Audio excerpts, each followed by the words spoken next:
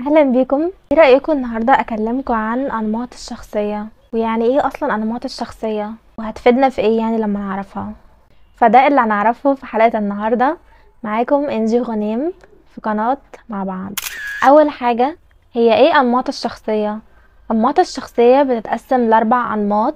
هو نمط الشخصيه الشماليه، ويليها الجنوبيه، وبعدين الغربيه والشرقيه.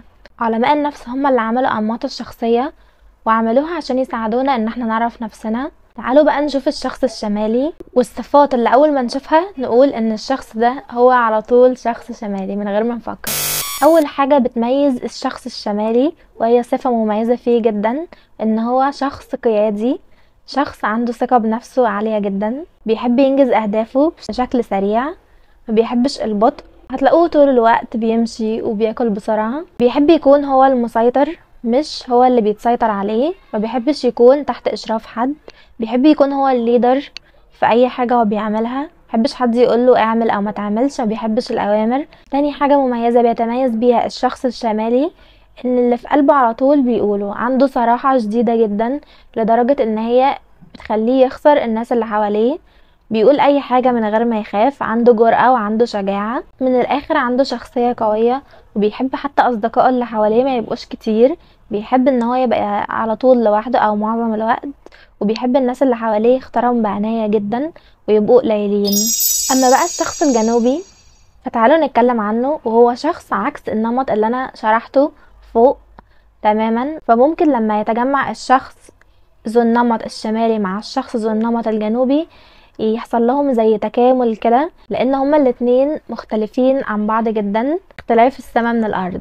تعالوا نشوف اهم الصفات اللي بتميز الشخص الجنوبي. الشخص الجنوبي هو شخصية متساهلة، متعاطفة، متعاونة، شخص مرن، ما بيحبش الجدالات او الخلافات او النقاشات الحادة، بيحب السلام اكتر، شخص مش عايز مشاكل من الاخر. تاني اهم صفة بتميز الشخص الجنوبي ان هو كمان بطيء في حركته، تلاقيه بياكل ببطء، بيمشي ببطء، بياخد قراراته ببطء.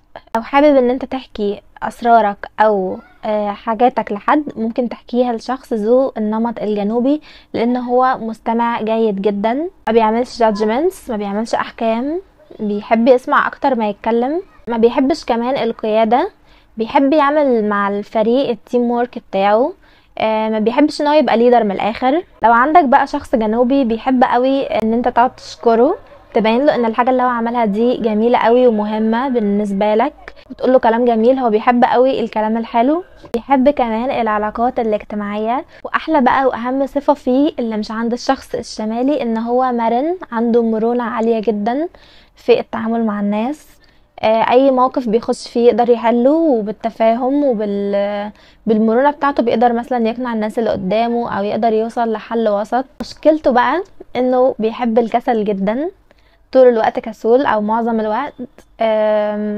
زي ما قلت لكم ان حركته بطيئة، ما تستناش منه ردة فعل سريعة، او ان انت تاخد منه جواب على طول، ممكن هو مثلا يقعد يفكر او يرد مثلا عليك تاني يوم او تالت يوم. فما تتضايقش لما هو يتأخر عليك في الرد، ما تتضايقش لما هو تكون مستني منه حاجة يعملها ويتأخر في ان هو يعملها. فده معناه ان احنا ما نحاولش ابدا نغير الشخص اللي قدامنا، او نتوقع ان هو يكون شبهنا او زينا بالظبط، ما ينفعش. ربنا خلق الاختلاف والتنوع، وعمل ان احنا نبقى مختلفين في الفكر، في الاسلوب، في الطريقة، فلازم نتقبل ده. ممكن كمان الشخص الجنوبي يتعلم من الشمالي صفات معينة، زي مثلا الشجاعة وزي الجرأة والصراحة والوضوح. فحاجة حلوة قوي بجد ان احنا نكون مختلفين، ونحترم ان احنا مختلفين، ونتقبل عيوب بعض، فهنريح بعض. حتى لو في خناقات او في مشاكل، هنلاقي الخلافات والمشاكل بدأت تقل جدا، بسبب ان احنا ابتدينا نفهم بعض، نفهم ايه اللي بيضايق الشخص الاخر، إيه اللي بيبسطه، إيه اللي بيريحه، إيه اللي مش بيريحه. فايه رأيكم في موضوع النهاردة؟ قوليلي رأيكم لو عجبكم، ولو حابين نتكلم عن الأنماط الأخرى زي النمط الشرقي والغربي، اكتبولي ونتكلم عليهم. ممكن مثلا المرة الجاية نتكلم عن النمط مثلا اللي هو الشمالي الغربي، الشمالي الشرقي، ونشوف ايه الفرق ما بينهم. اتمنى تكون الحلقة بتاعت النهاردة عجبتكم، وتكونوا استفدتوا كمان منها، وان شاء الله اشوفكم في الحلقة الجاية على خير، وانتظروني في الحلقة الجاية على قناة مع بعض. باي باي.